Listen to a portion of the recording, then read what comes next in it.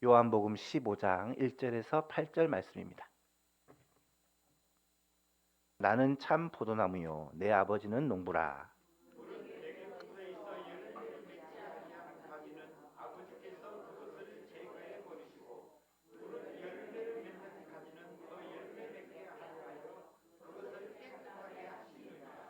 너희는 내가 일러줄 말로 이미 깨끗하여졌으니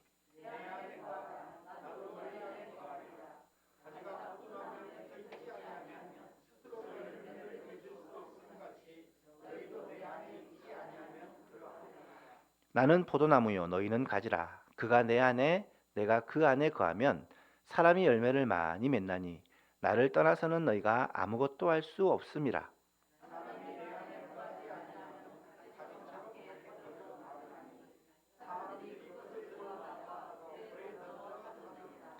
너희가 내 안에 거하고 내 말이 너희 안에 거하면 무엇이든지 원하는 대로 구하라. 그리하면 이루리라.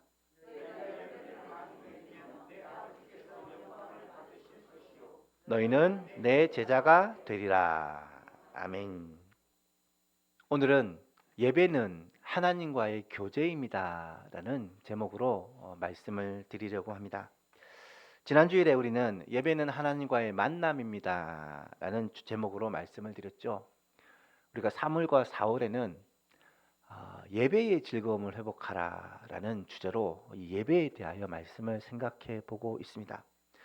예배에 대한 말씀 중에 이 예배가 무엇인지를 정확히 알아야 우리가 이 예배를 드리는데 마음을 모으고 더욱더 힘을 쓸 수가 있기 때문에 예배에 대하여 예배의 정의에 대하여 함께 살펴보고 있습니다.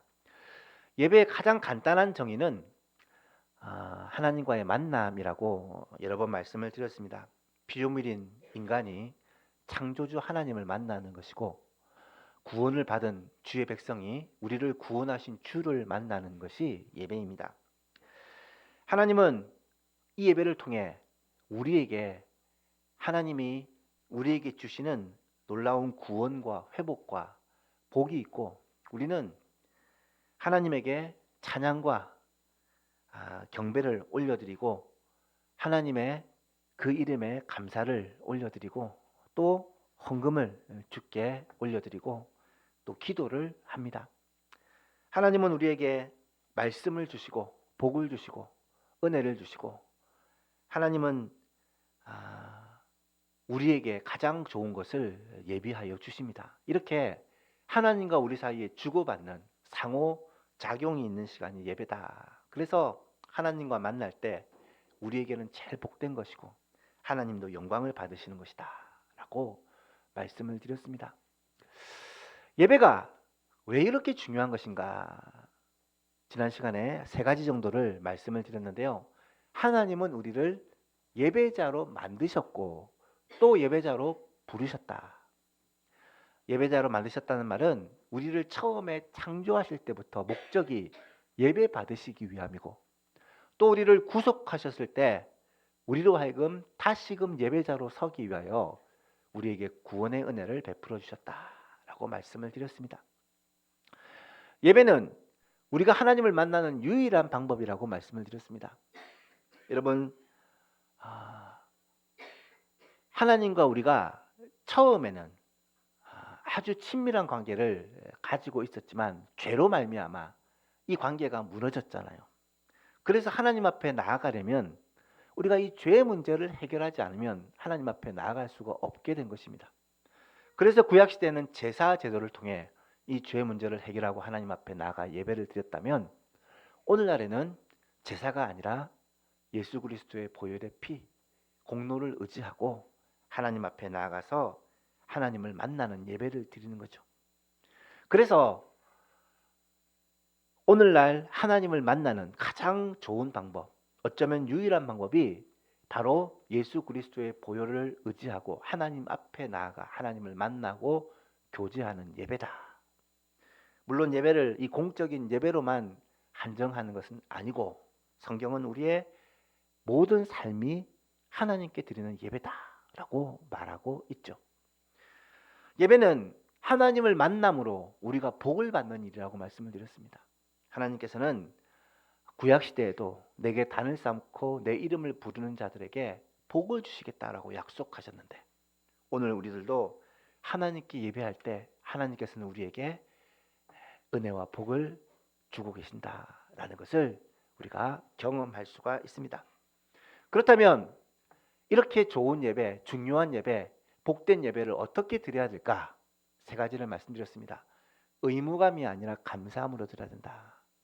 예배를 안 드리면 찝찝하고 예배를 안 드리면 무슨 일이 생길 것 같아서 그렇게 의무감으로 드리는 게 아니라 예배자로 부르신 하나님께 진짜 감사하면서 오늘도 하나님을 만나는 이 예배를 우리가 드릴 수 있게 된 것에 대해서 감격하면서 감사함으로 예배 자리로 나아갔으면 좋겠습니다. 오늘 이 시간에도 아침에 어떻게 보면 조금 잠이 덜 깰 수도 있지만 이렇게 예배하러 나왔을 때, 하나님 앞에 예배하러 나아갈 때 우리를 부르신 하나님의 그 은혜, 우리와 만나시고 우리와 교제하기를 원하시는 그 주님을 우리가 기뻐하며 감사하며 예배 자리로 나아갔으면 좋겠습니다. 또한 예배에 항상 최우선순위를 두어야 된다. 입버릇처럼 하는 말이지만 주일은 예배하는 날이다. 주일은 예배하는 날이다. 주일은 내 날이 아니고 주의 날입니다. 주일이라는 말 자체가 주의 날이라는 말이에요. 주의 날이라는 말은 주님이 기뻐하시는 것을 해야 되는데 가장 기뻐하시는 것이 하나님께 예배드리는 것이다. 그래서 주일은 예배드리는데 우리의 삶의 최우선순위를 두는 우리 예수망의 성도들이 되었으면 좋겠습니다. 나아가 때를 따라 돕는 은혜를 구하며 예배해야 된다고 말씀드렸죠. 히브리서 말씀을 보면서 우리에게 대제사장이 계시는데 구약의 대제사장이 백성들과 하나님을 연결시키는 중보자의 역할을 했다면 오늘 우리에게 있는 대제사장은 우리를 하나님과 연결해주는 바로 예수 그리스도시다.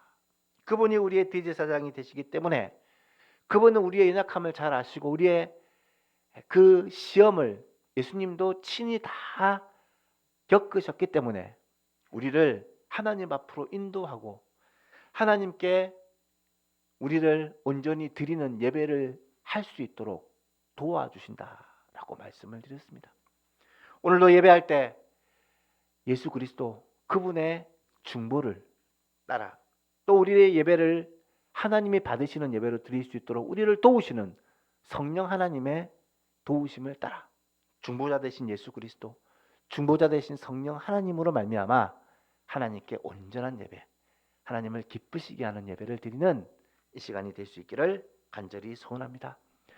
예배를 드릴 때마다 예배에 대한 감격과 즐거움이 있었으면 좋겠어요. 예배를 드리는 것, 이것이 아무나 드릴 수 있는 것이 아니구나.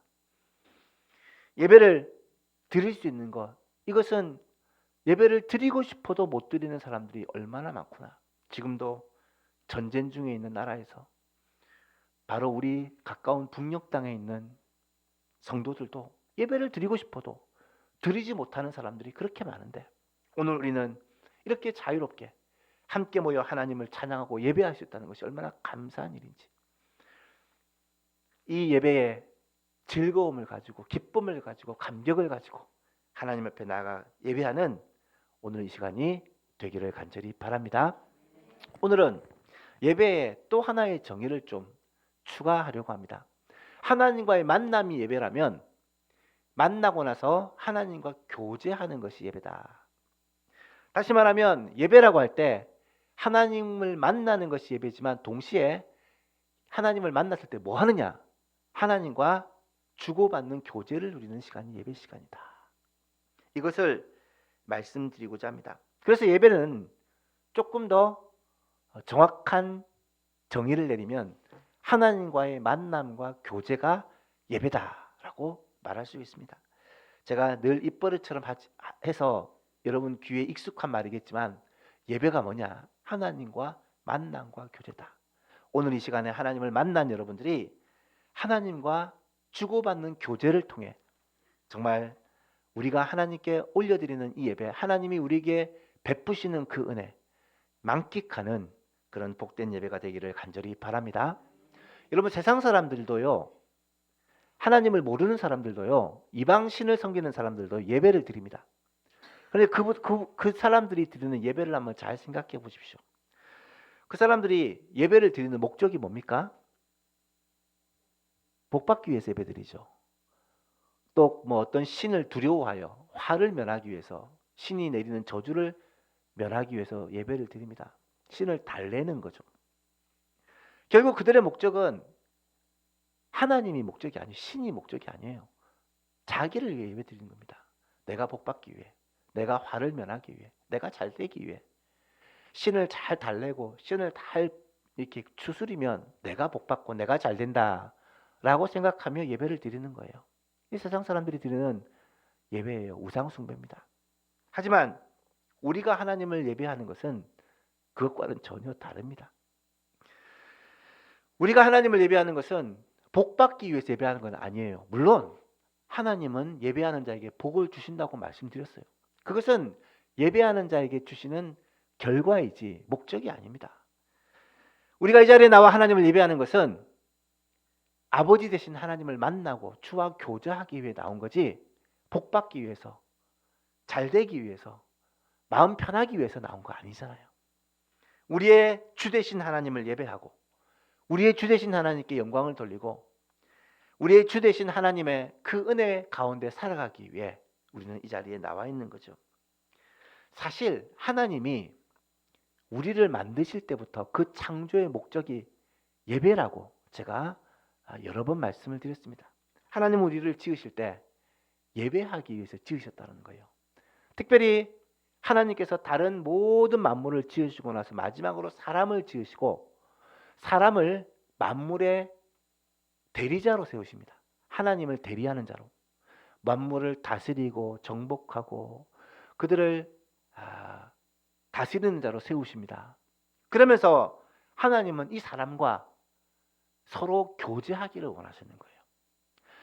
창세기 1장 27절에 보면 사람을 만드시는 장면을 이렇게 묘사를 합니다. 하나님이 자기 형상 곧 하나님의 형상대로 사람을 창조하시되 남자와 여자를 창조하셨다. 여러분, 하나님이 사람을 창조하실 때 자기 형상, 하나님의 형상대로 창조하셨다는 말이 무슨 말일까요? 물론 사람에게는 다른 동물들이나 다른 식물들이 가지지 못한 어쩌면은 사랑의 속성, 공의의 속성, 거룩의 속성 이런 것들이 있어요. 동물들은 짐승들은 본능을 따라 살지만 사람은 옳은 것을 추구하게 되고 또 거룩을 추구하게 됩니다. 또 사람들에게는 다른 피조물과는 다른 지혜가 있어서 하나님이 주신 그 지혜를 가지고 만물을 잘 다스리는 역할을 감당을 합니다. 그렇다면 하나님의 형상이라는 것이 과연 이런 사람에게 주신 어떤 속성이나 지혜나 능력을 가리키는 것일까? 물론 그런 부분도 조금은 있을 것 같아요. 하지만 성경에서 말하는 하나님의 형상대로 지음받았다는 말은 무슨 의미일까? 그것은 하나님이 우리를 영적인 존재로 지으셨다는 말씀이에요.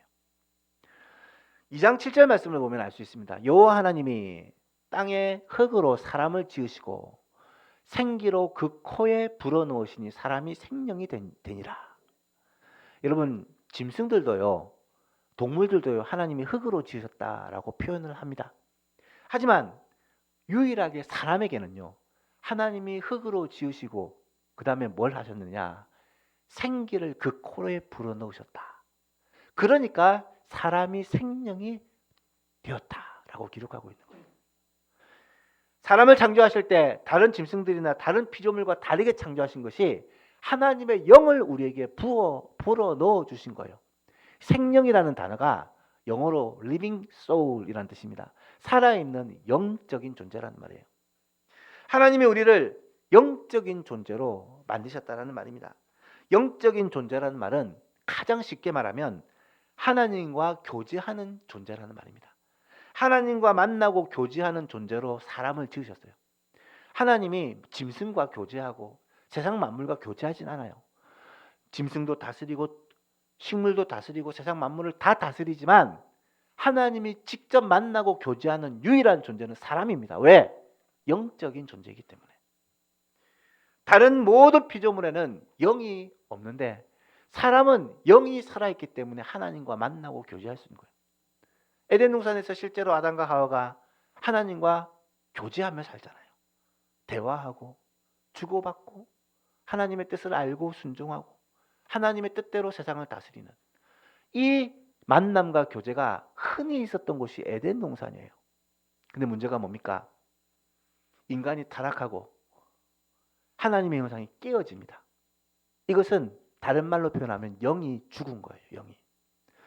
리빙 소울, 살아있는 영이 죽어버리니까 더 이상 사람이 하나님과 만나고 교제할 수가 없게 된 거예요.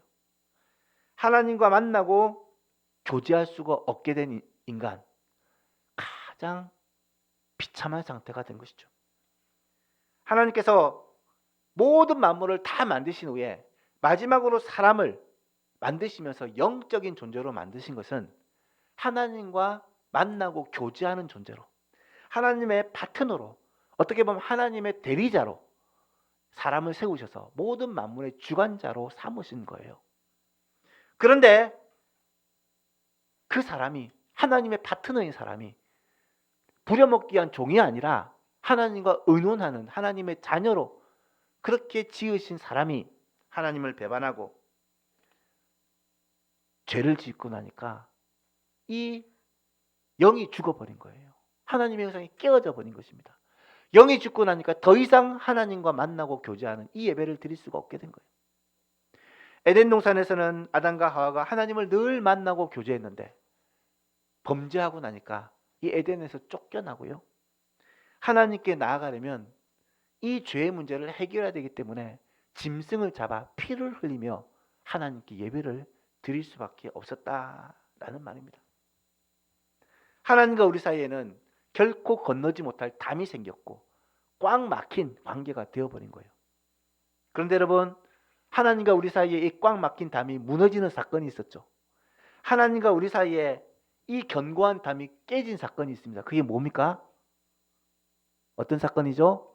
예수님의 십자가 사건입니다. 예수님의 십자가. 예수님의 십자가로 말미암아 하나님과 우리 사이에 이 막혔던 담이 무너지게 된 것입니다.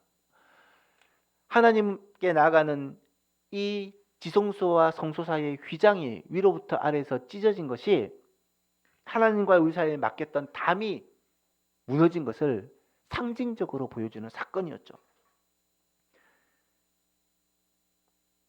하나님과 우리 사이에 막혔던 담이 깨어졌다, 무너졌다, 이 말은 이제는 우리가 하나님 앞에 나아갈 수 있게 된 거예요. 예수 그리스도의 구속 사건으로 말미암아 하나님과 다시 만나고 교제할 수가 있게 된 것입니다. 원래 창조할 때 그 복된 존재로 다시 회복시켜 주신 사건이 바로 구속의 사건이다라는 말이죠. 이것을 우리의 영이 다시 살리심을 받았다라고 성경은 말해요. 그래서 바울 사도는 에베소서에서 이렇게 말합니다. 그는 허물과 죄로 죽었던 너희를 살리셨도다.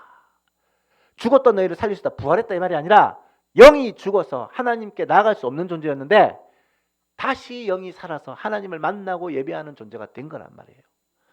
4절 5절에 보니까 긍휼이 풍성하신 하나님이 우리를 사랑하신 그 사랑 때문에 허물로 죽은 우리를 그리스도와 함께 살리셨다. 예수 그리스도의 부활 때 우리도 함께 살아난 것이다 라고 말하고 있어요. 그리고 너희는 어떻게 구원을 받았냐? 은혜로 구원을 받았다. 하나님의 사랑과 은혜 때문에 이 구원을 경험하게 되었고 다시 영이 살게 되었다라고 말하고 있는 것입니다. 그래서 구약시대 예배는 하나님 앞에 나아갈 수가 없기 때문에, 죄 때문에 하나님 앞에, 거룩하신 하나님 앞에 나아갈 수가 없기 때문에 제사 제도를 통해서 짐승의 피를 가지고 하나님 앞에 나아갈 수밖에 없었고, 이 지성소는 거룩한 하나님이 임재한 지성소는 아무도 들어갈 수 없는, 그것도 1년에 한 번 대제사장이 자신을 정결하게 하고 살피고 조심조심 들어가야 되는 그런 예배의 자리였는데, 오늘 우리는 예수 그리스도의 십자가 보혈의 공로로 구속 사건으로 말미암아 하나님 앞에 담대하게 나가 하나님을 예배하는 영광스러운 존재가 되었다라는 말입니다. 여러분, 예수 그리스도의 십자가와 부활, 이 구속의 사건이 얼마나 대단한 사건인지, 얼마나 우주적인 사건인지, 얼마나 우리에게 복된 사건인지를 깨달아야 되는 거예요. 우리는 이미 1월달과 2월달에 이 구원의 감격, 구원의 사건이 얼마나 위대한 사건인지를 거듭거듭 말씀을 드렸습니다. 이 사실을 알아야 비로소 신앙생활을 시작할 수가 있는 거예요. 여러분, 예배라는 단어가 구약과 신약에서 이 차이가 있습니다. 구약에서는요, 예배라는 단어를 아바드라는 단어, 이게 주인을 섬기다, 고개 숙여 절하다, 이런 의미가 아바드라는 단어예요. 구약 시대는 하나님을 예배하다고 할 때 종이 주인을 섬기고, 그 다음에 또 하와라는 단어를 쓰는데, 하와는 무릎을 꿇다라는 단어입니다. 그런 단어를 사용해서 하나님께 엎드려 경배하고 종이 주인을 섬기듯이 하나님을 섬기는 것을 예배라고 표현해요. 실제로 구약 시대에는 그렇게 하나님을 예배했습니다. 그런데 예수 그리스도의 구속의 사건이 있은 이 신약 시대, 예수 그리스도의 십자가와 부활이 있는 이 신약 시대는요, 예배란 단어가 바뀝니다. 뭐라고 사용되냐면 프로스코네어라는 단어였어요. 이 헬라어로. 이 프로스코네어는 뜻이 뭐냐면 누구누구에게 입맞추다라는 뜻입니다. 종이 주인을 섬기는 그런 예배의 모습에서 신약 시대에는 아주 친밀한 관계 속에 서로를 사랑하고 입맞추는 교제의 모습으로 바뀌게 돼요. 단어가. 물론 예배에는 엎드려 섬기는 요소도 있고, 또 찬양하고 기뻐하고 감사하고 즐거워하고 함께 교제하는 의미도 있어요. 하지만 이 신약과 구약에서의 이 예배하다라는 단어가 바뀌게 된 그 의미를 우리는 깨달을 수 있어야 돼요. 구약 예배와 신약 예배가 다를 수밖에 없는 이유는 예수 그리스도의 십자가 보혈의 이 사건 때문이에요. 하나님과 우리와 맡겼던 관계가 완전히 무너지고 죽었던 우리 영이 살아남으로 말미암아 이제는 우리가 하나님 앞에 나아가 하나님과 교제하며 에덴 동산에서처럼 하나님을 만나고 주와 교제할 수 있는 존재가 된 것이죠. 장차 영원한 하나님의 나라에서 우리는 그런 영광스러운 예배를 드릴 수 있는 존재가 된 것입니다. 사랑하는 성도 여러분, 예배는 하나님을 만남으로 그치지 않고 이와 같이 하나님과 함께 즐거워하며 기뻐하며 교제하는 이 영광을 예수 그리스도의 십자가로 말미암아 부활로 말미암아 우리가 누리게 되었다라는 사실을 꼭 깨달을 수 있기를 바랍니다. 오늘 말씀으로 돌아가서 오늘 본문에서는 우리가 하나님을 만나고 교제하는 이 예배를 주님과 친밀하게 교제하는 것으로 설명을 하는데, 이것을 어떻게 설명하냐면 참 포도나무 비유를 통해 설명을 하고 있습니다. 포도나무 비유는 예수님이 포도나무고 우리가 가지라고 얘기를 해요. 5절에 보니까 나는 포도나무요 너희는 가지라. 예수님이 포도나무고 우리는 그 포도나무에 붙어있는 가지예요. 그가 내 안에 내가 그 안에 거하면, 우리가 예수님 안에 예수님이 우리 안에 거하면 사람이 열매를 많이 맺나니 나를 떠나서는 너희가 아무것도 할 수 없습니다. 여러분, 포도나무 이게 너무나도 상식적이고 또 충분히 이해할 수 있기 때문에 나무에 가지가 붙어 있어요. 나무에 가지가 붙어 있으면 그 가지는 열매를 맺기 위해 애를 쓰지 않아도 이 나무를 통해 물과 양분을 공급받고 그렇게 잘 자라서 열매까지 맺게 되는 거예요. 저절로 열매를 맺게 되는 거예요. 그런데 만약에 이 나무에서 가지가 떨어져 나갔다.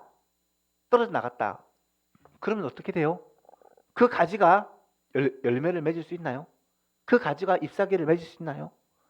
그 가지의 생명은 이 나무로부터 나오는 것인데, 생명줄에서 떨어진 가지는 아무것도 할 수 없어요. 진짜 말 그대로 아무것도 할 수 없어요. 아무것도 할 수 없을 뿐만 아니라 어떻게 돼요? 죽어요. 말라버려요. 땔감으로밖에 쓰이지 않는다라는 말입니다. 여러분, 가지가 포도나무에 붙어 있다. 가지와 포도나무의 연합은 어떻게 이루어지느냐? 성경에서 이걸 접붙임이라는 단어로 설명을 해요. 가지가 나무에 붙기 위해서 접붙임을 합니다. 원래는 이 나무에 붙어 있지 않는 가지였는데 이 나무에 붙을 수 있어요. 접붙임을 통해. 우리가 예수 그리스도의 십자가와 부활 이전에는 하나님과 떨어져 있는 사람이었잖아요. 죽은 사람이었잖아요. 근데 예수 그리스도의 십자가와 부활로 이것을 믿음으로 말미암아 예수님에게 접붙여진 가지가 된 거예요. 여러분, 가지가 접붙이고 나면 이 가지가 원래 가지와 같이 그렇게 싱싱하게 자라고 열매를 맺습니다. 하지만 이 가지가 나무에 제대로 잘 접붙여지지 않으면, 그렇죠? 그 가지가 본래 가지처럼 그렇게 싱싱하게 자랄 수가 없다라는 거예요. 그래서 저는 제가 가지고 예수님이 나무면 예수님에게 정말 제대로 접붙인, 경상도 말로 단디 붙어가지고 예수님과 친밀한 교제, 주고받는 교제를 통해 물과 양분을 쑥쑥쑥쑥 받아야 잘 자라고 열매를 풍성하게 맺을 수 있다고 생각을 해요. 이게 예배라는 거예요. 예배. 예배가 다른 게 아니라 예수님에게 탁 붙어가지고 예수님과의 이 친밀한 교제를 통해, 예수님과 이 교제를 통해 풍성함을 누리는 거예요. 사랑하는 여러분, 예수님과 어떻게 제대로 탁 붙어가지고 풍성한 교제를 누릴 수 있을까요? 7절에서는 이렇게 말을 해요. 너희가 내 안에 거하고 내 말이 너희 안에 거하면 무엇이든지 원하는 대로 구하라. 그리하면 이루리라. 여러분 잘 보세요. 너희가 내 안에 거하고, 우리가 예수님 안에 거해요. 예수님의 말씀이 우리 안에 거한대요. 우리가 예수님 안에 거하고 예수님의 말씀이 우리 가운데 거한대요. 그러면 무엇이든지 원하는 대로 구하라. 그리하면 이루리라. 기도 응답을 얘기하시는 거잖아요. 우리가 주님과의 이 친밀한 교제를 어떻게 누릴 수 있느냐? 우리가 주님 안에 거하는 거예요. 주님 뜻 안에 거하는 거예요. 그리고 주님의 말씀이 우리 가운데 거하는 거예요. 주님의 말씀이 우리 가운데 거한다는 것은 우리가 원하는 대로 구하는 게 내 원하는 게 아니라 주님의 말씀이 우리 가운데 거하여 주님의 뜻대로 기도하고 그 기도가 응답받는 것을 의미해요. 여러분, 주님과 우리가 안에 이 친밀한 교제, 완전한 연합은 어떻게 이루어지느냐? 말씀과 기도를 통해 이루어지는 거예요. 그래서 예배에서 가장 중요한 요소가 뭐냐면 말씀과 기도예요. 예배 시간에 많은 순서들을 하지만 제가 늘 강조하지만 이 말씀을 듣는 시간이 너무너무 소중하고요. 왜? 하나님으로부터 말씀을 받는 거니까. 또 우리의 솔직한 마음들과 우리의 소원과 간구를 아뢰는 기도가 너무 중요하고요. 우리의 마음을 하나님 앞에 쏟는 거니까. 대화할 때 여러분 어떻게 해요? 다른 사람 얘기를 듣고 또 내 얘기를 하잖아요. 그래야 대화가 되고 교제가 되는 거잖아요. 하나님의 말씀을 귀를 기울이고 또 우리의 마음을 하나님 앞에 쏟는 기도를 드리면 이 관계가 깊어지고 유지가 되는 거예요. 다시 7절을 보시면 너희가 내 안에 거하고 내 말이 너희 안에 거하면 무엇이든지 원하는 대로 구하라. 그리하면 이루리라. 여러분, 이것이 예배를 통해 누리는 교제의 축복입니다. 이 놀라운 복을 우리 예수만교회 모든 성도들이 예배를 드릴 때마다 누리는 은혜가 있기를 간절히 바랍니다. 제가 새벽 기도에 나올 때마다 항상 제일 먼저 드리는 기도가 있다라고 말씀을 드렸어요. 딱 제 자리에 앉으면 딱 그 기도부터 합니다. 아버지, 사랑하는 아들이 왔습니다. 저는 일천이라고 부르는데, 하나님, 아버지, 사랑하는 일천이가 왔습니다. 오늘도 하나님을 만나고 교제하고 싶어서 왔습니다. 오늘도 말씀하여 주시고 오늘도 은혜를 베풀어 주세요. 이렇게 항상 기도를 시작합니다. 처음에는 어색할지 모르겠지만 예배가 하나님과 만남과 교제라면, 하나님 만나고 싶어서 교제하고 싶어서 나온 우리가 하나님 앞에 솔직하게 이렇게 고백하고 나가면 안 만나 주실까요? 말씀하여 주시지 않을까요? 은혜 베풀어 주시지 않을까요? 이게 바로 예배라는 거예요. 하나님과 만나고 교제하는 것. 이게 예배라는 거예요. 이런 예배가 끊어지면, 하나님과 이 친밀한 교제가 끊어지면 어떻게 되느냐? 성도는요, 영적으로 죽는 거예요. 영적으로 죽는 것은 하나님과의 만남과 교제가 끊어지는 것을 말합니다. 요한계시록에 보면 사대 교회에게 이렇게 말하죠. 사대 교회 사자에게 편지하라. 하나님의 7영과 7별을 가지신 이가 이르시되 내가 내 행위를 아노니 내가 살았다는 이름을 가졌으나 죽은 자로다. 살았다고 하지만 실상은 죽은 자라고 사대 교회에 아주 무섭게 말씀을 하십니다. 이 땅에서 하나님의 백성이 살아갑니다만 하나님과 이 만남과 교제, 진정한 예배가 끊어지면요, 우리는 죽은 존재예요. 영적으로 죽은 존재예요. 영적으로 죽은 존재가 무엇을 할 수 있습니까? 아무것도 할 수 없어요. 아무것도 할 수 없어요. 사랑하는 예수만 교신 여러분, 하나님과 만나고 교제하는 이 예배를 통해 영적으로 날마다 살아나는 생명력이 넘치는 하나님과의 이 친밀한 교제를 통해 영적으로 날마다 힘을 얻고 하나님의 자녀와 하나님의 백성으로 살아가는 그 놀라운 은혜가 있기를 주님의 이름으로 축복합니다. 요한계시록에 보면요, 우리가 장차 하나님의 나라에서 하나님께 드릴 예배의 모습이 이렇게 기록되어 있어요. 4장에 보면 천상 예배라고 하죠. 하늘나라에서 예배를 어떻게 드리느냐, 24장로들이 보좌에 앉으신 이 앞에 엎드려 세세토록 살아계시는 이에게 경배하고 자기 관을 보좌 앞에 드리며 말하기를 우리 주 하나님이여 영광과 존귀와 권능을 받으시는 것이 합당하오니 주께서 만물을 지으신지라 만물이 주의 뜻대로 있었고 또 지으심을 받았나이다 하더라. 하나님께 진정한 찬양을 올려드리는 모습입니다. 요한계시록 19장에도 보니까 24장로와 네 생물들이 엎드려 보좌에 앉으신 하나님께 경배를 하고 이르기를 아멘 할렐루야 하니 보좌에서 음성이 나서 이르되 하나님의 종들 곧 그를 경외하는 너희들아 작은 자나 큰 자나 다 우리 하나님께 찬송하라 하더라. 또 내가 들으니 허다한 무리의 음성과도 같고 많은 물소리와 같은 큰 우레소리와도 같은 소리로 이르되 할렐루야 주 하나님 주 우리 하나님 곧 전능하신 이가 통치하시도다. 우리가 즐거워하고 크게 기뻐하며 그에게 영광을 돌리세. 사랑하는 여러분, 오늘 우리가 드리는 예배를 저는 앞으로 하나님의 나라 천국에서 영원토록 하나님을 예배할 그 예배의 예행 연습이라고 생각을 합니다. 여러분,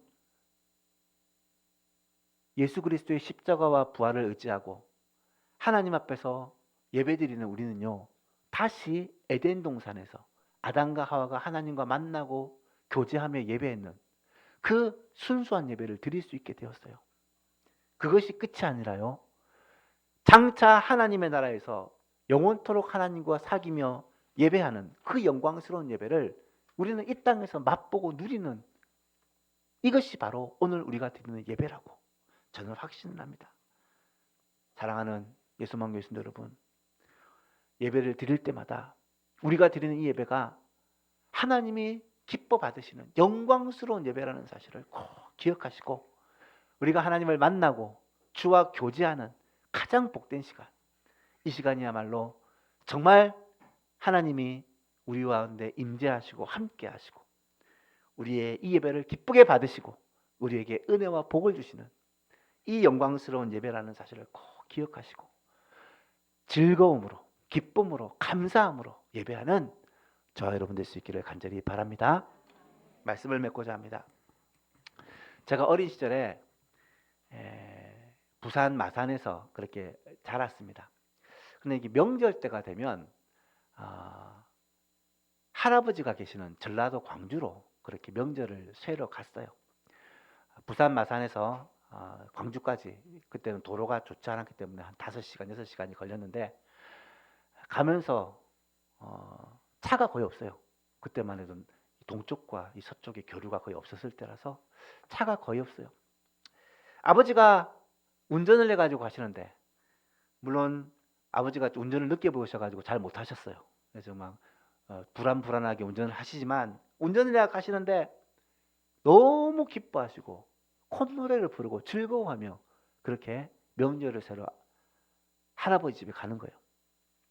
그것도 교회에서 이제 목회자이기 때문에 뭐 명절 때 선물을 받고 이러면 집에는 거의 안 놔두고 차에 잔뜩 실어가지고 다 할아버지한테 들고 가는 거예요. 우리는 그래도 집에서 좀 놔두고 우리 먹지 생각했는데 가지고 선물을 다 싸가지고 바리바리 싸가지고 할아버지한테 명절을 새러 가는 게 그렇게 기쁘고 즐거우셨던 것 같아요. 어릴 때 그 운전을 하면서 집에 간다고, 아버지 집에 간다고, 고향 간다고 좋아하시던 아버지의 모습을 기억하면서 이게 예배의 모습이구나. 하나님을 만나러, 아버지를 만나러, 우리의 영적인 아버지를 만나러 이 예배 자리에 나올 때 나는 과연 어떤 설렘으로, 어떤 기대로, 어떤 마음으로 나오는가? 명절 때 고향을 가는 마음으로, 부모님을 뵈러 가는 마음으로, 기대감으로, 설레임으로 그래 나오는가? 아니면 오늘도 주일 예배 드려야 되는데 억지로 마지못해 의무감으로 나오는가? 우리의 예배의 모습을 다시 한번 생각해 보았으면 좋겠습니다. 하나님과 만남과 교제. 여러분, 이거보다 좋은 게 없고요. 이거보다 복된 게 없고요. 이거보다 우리에게 최고로 행복한 일이 없습니다. 예배를 드리러 나올 때마다 즐거운 마음으로, 예배를 드리러 나올 때마다 설레는 마음으로 하나님의 그 빛을 비춰주시는 그 기대와 소망을 가지고 예배 자리에 나오는 예소망의 모든 성도님들 될 수 있기를 주 예수 그리스도의 이름으로 축복합니다.